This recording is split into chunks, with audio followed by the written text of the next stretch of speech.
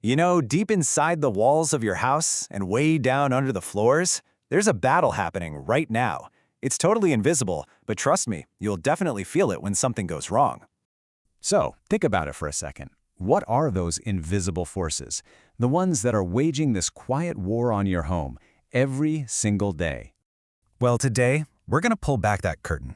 We're going to dive deep into this hidden battle by looking at one specific American town, Ross Township, Pennsylvania.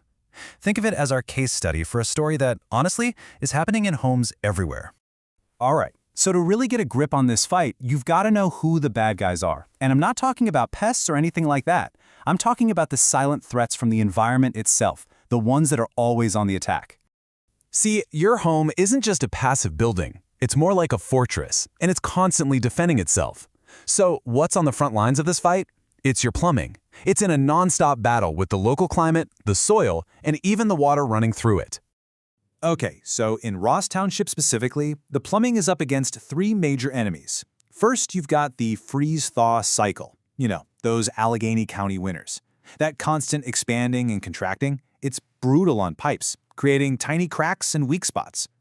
Then there's this expansive clay soil. When it rains, it swells up and shifts, literally squeezing the pipes underground. And last but not least, the water itself is hard. It's full of minerals that are basically building up inside your pipes and appliances like cholesterol in an artery, just choking the flow. And this isn't a one-time thing, right? It's a daily grind. Every single winter, the pipes expand. Every time it rains hard, the ground moves. And every single day those minerals are building up. There's just no break. So what happens when one of these enemies gets the upper hand and wins a battle? Well, the results are not subtle. We're talking about sudden, messy, and super stressful situations. And here's what that looks like in real life. Yeah, the stuff of nightmares for any homeowner.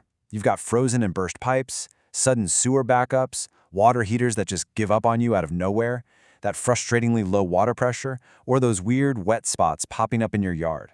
Every single one of these can be traced right back to those three enemies we just talked about. It's all connected. Let's zoom in on a really common problem, especially in a place with lots of beautiful, older trees like Ross Township: sewer root intrusion. So what is that? Well, tree roots are incredibly smart. They're programmed to seek out moisture. And if there's even a tiny crack in an old sewer pipe, especially those old clay ones, those roots will find it, worm their way in, and then boom, they grow and create a massive blockage. So how in the world do you fight back against an invader like that? Well, this is where the pros bring out their arsenal. For a simple clog, sure, a good old-fashioned snake might work. But for a full-on root invasion or years of gunk built up, you gotta bring in the heavy artillery. We're talking about hydrojetting. It uses super high-pressure water to basically scour the inside of the pipe clean. It's a total reset. And that brings us to another ticking time bomb that's probably in your basement right now: your water heater. Remember that hard water? It's actively working against your water heater's lifespan. Most of them are really only built to last about 10 to 15 years before that mineral buildup and corrosion just takes them out. Okay, so we've met the villains and we've seen the chaos they can cause. Now for the good part. How do we fight back? This is where the pros come in, kind of like the cavalry, to restore order to the whole system. And here's the thing. Winning this fight isn't about panicking when something goes wrong. It's about having a clear, simple process, a plan that actually reduces your stress instead of adding to it. And really, it boils down to a super straightforward three-step process. Step 1 is simple. You make the call, get it scheduled, and a technician is on their way. Step 2 is all about clarity. They figure out what's wrong, they explain all your options, and, this is huge, give you the price right up front. No surprises. And finally, step 3. They do the work. They test it to make sure it's perfect, and they clean everything up. Easy, right? Clear, simple, and it works. So, what are the signs of a really professional response? Well, there are a few things you should always look for. They've got to be available 24/7, because let's be real, pipes don't care what time it is. The pricing has to be upfront, no games.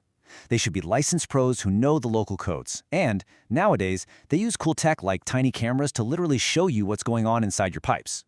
And a big part of that professional know-how is choosing the right materials for the job. It's not a one-size-fits-all world anymore. You've got PEX, which is amazing for water supply lines because it can handle freezing so much better.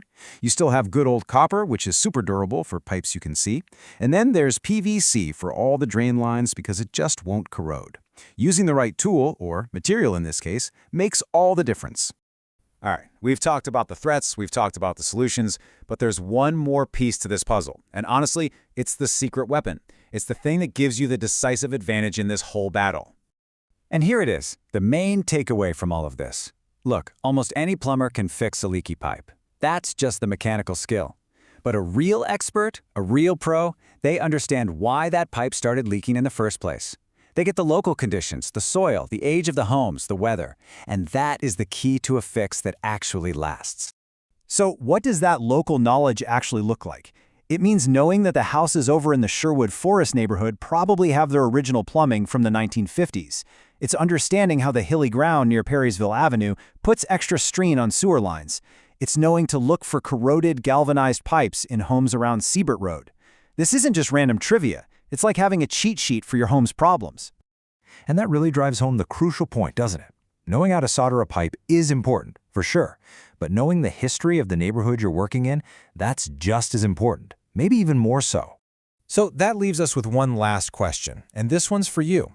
We've taken a deep dive into the hidden battles happening in Ross Township. But what about your home?